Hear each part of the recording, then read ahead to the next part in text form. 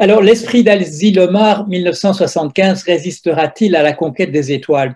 Alors, qu'est-ce qui s'est passé à Asilomar en 1975? Un de ces nombreux colloques dans cette petite agglomération très près de Monterey en Californie, où pour la première fois une résolution fut adoptée visant à l'interdiction de toute altération de la lignée germinale humaine. Pourquoi à cette époque-là? Parce que les premières manipulations génétiques avaient lieu et un certain monsieur Berg avait fait quelque chose que la communauté considérait comme dangereuse et on voulait le mettre au pas par cette déclaration officielle, une sorte de moratoire.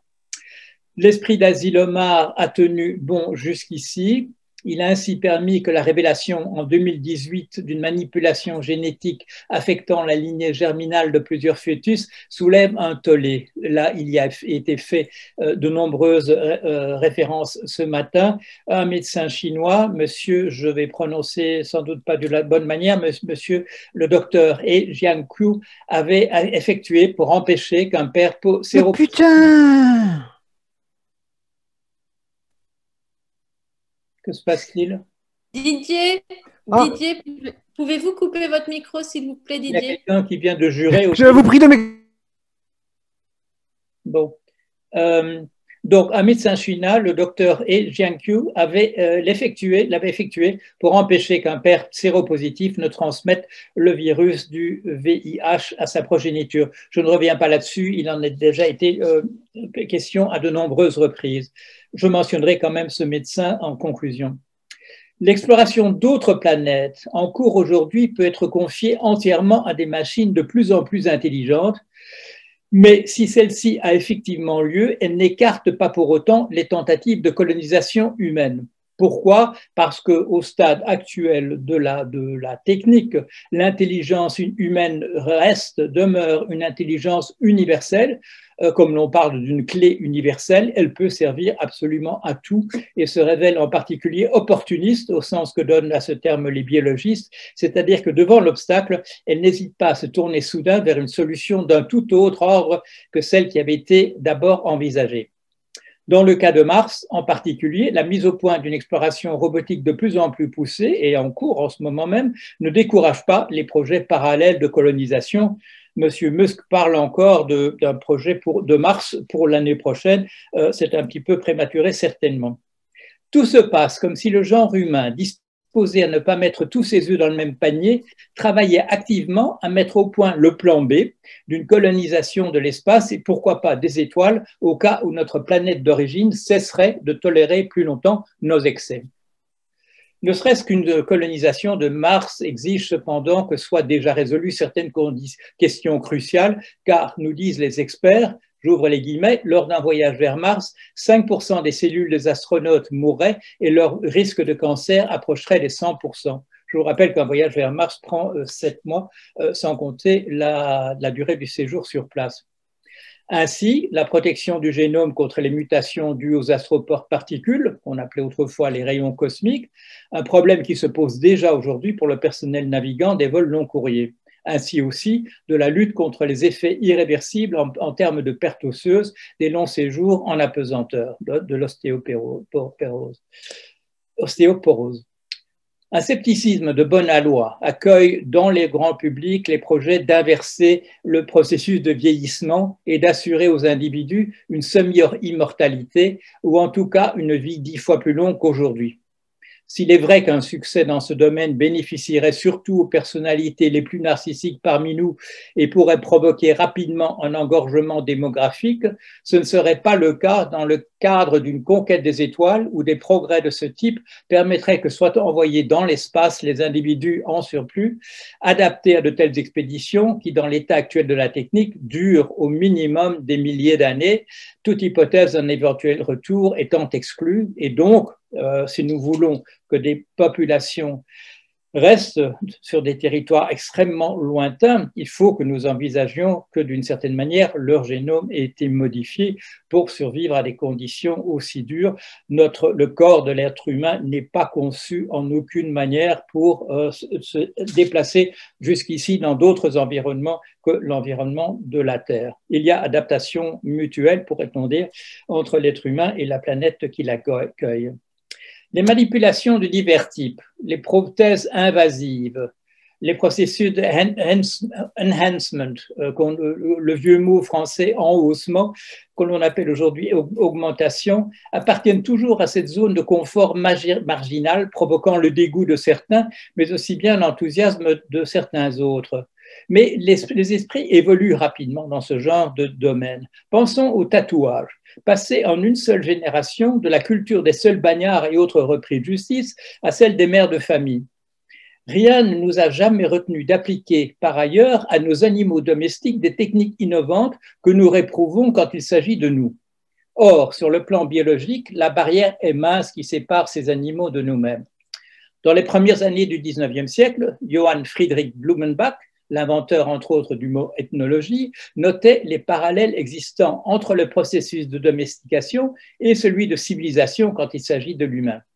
Rien, si ce n'est l'éthique, ne nous retient de nous appliquer ces augmentations que nous opérons sur nos animaux domestiques ou, pourrait-on demander, de nous en faire bénéficier. Or, nous avons vu s'évanouir la réprobation associée au statut social des tatoués d'autrefois sans la moindre difficulté. Nous nous intéressons en laboratoire aux animaux, comme le rat taupe, glabre, un des très rares mammifères eusociaux, c'est-à-dire qui sont organisés comme les insectes sociaux, les abeilles, les fourmis et les termites. Dans leur repère, ils ont une reine mère qui produit l'ensemble de la progéniture.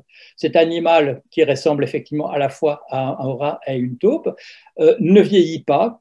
Le scientifique parle pour lui de sénescence négligeable. Il meurt, il finit par mourir, mais c'est de manière accidentelle en général, et ne développe pas de tumeur grâce à un mécanisme de fermeture de la cellule et serait donc capable de résister aux effets qui seraient sinon dévastateurs des astroparticules.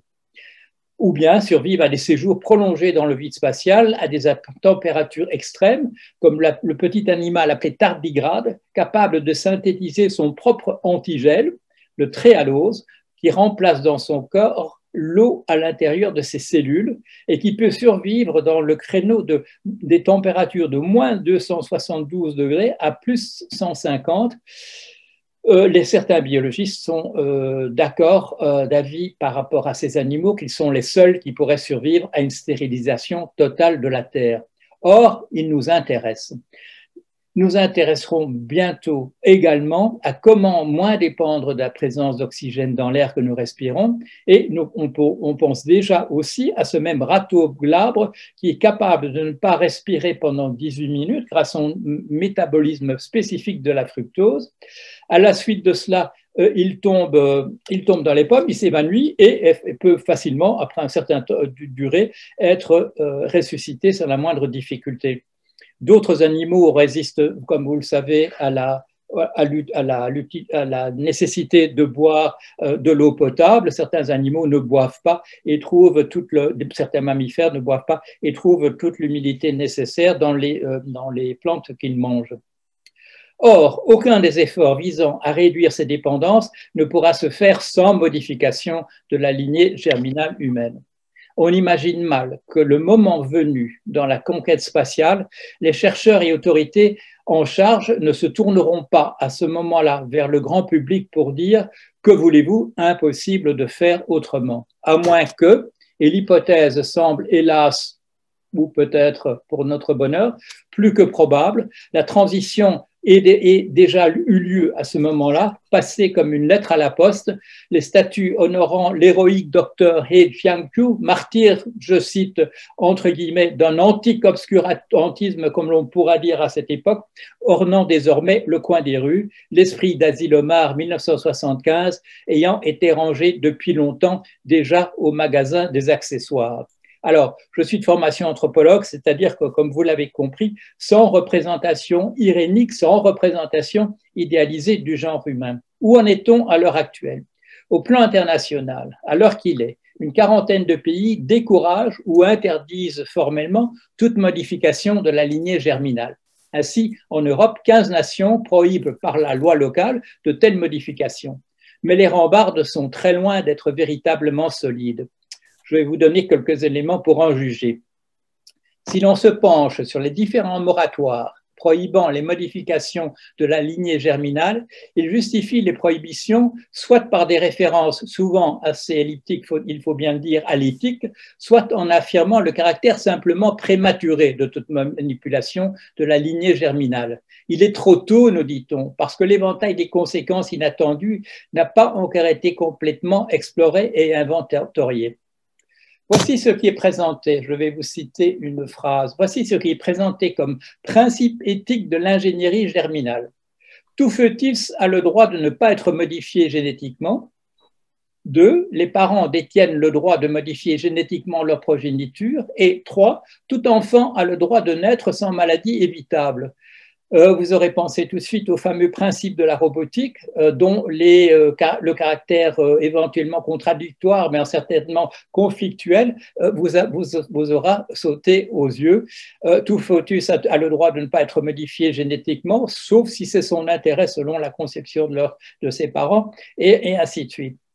Il est précisé, j'ouvre à nouveau les guillemets, que l'éthique clinique accepte l'idée qu'en matière médicale, les parents sont les décisionnaires suppléants tout désignés pour leurs enfants jusqu'à ce que ces derniers développent leur propre autonomie et leur capacité de décision. C'est un principe qui paraît partagé effectivement dans la plupart des sociétés, dans la plupart des cultures. La justification de ce rôle clé pour les parents repose sur l'hypothèse, et là je cite à nouveau, que ce sont eux qui ont le plus à perdre ou à gagner d'une décision. Et ils prendront en dernière instance des décisions reflétant les valeurs et les croyances futures de leurs enfants. Il y a là deux principes tout à fait différents. La justification du rôle du fait que selon un calcul qui renvoie manifestement à ce que la science économique appelle un calcul d'utilité, c'est-à-dire un calcul fondé dans ce cas-ci sur la théorie des jeux qui fait que, étant les personnes qui ont le plus à perdre en tant que, selon le principe sous-jacent que les parents n'aiment pas perdre leurs enfants, ils prendront des décisions dans leur sens. Mais le deuxième argument, ils prendront en dernier instant des décisions reflétant les valeurs et les croyances futures de leurs enfants. Là, c'est à partir de la croyance simplement que par la reproduction, par l'éducation, les enfants auront probablement les mêmes idées que leurs parents. On aura reconnu là-dedans non pas des principes d'éthique, mais des calculs d'utilité fondés sur la théorie des jeux, typiques de la science économique d'inspiration néolibérale, c'est-à-dire liée à une idéologie particulière.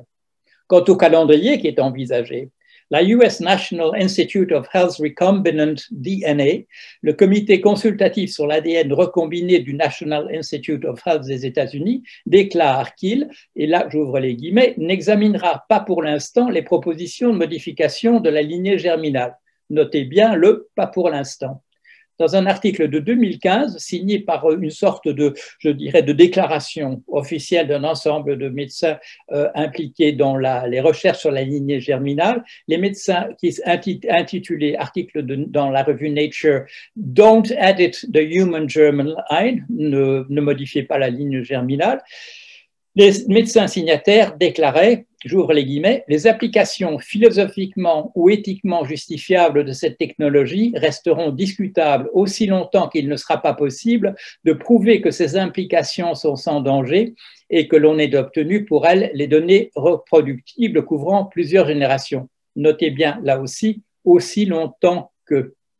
Ce que l'on entend dire dans ces déclarations-là, dans les différents moratoires contemporains, dit à mi-voix dans ces déclarations, c'est, j'ouvre les guillemets, quoi qu'il en soit, ne vous inquiétez pas, cela sera fait dès que possible. Merci.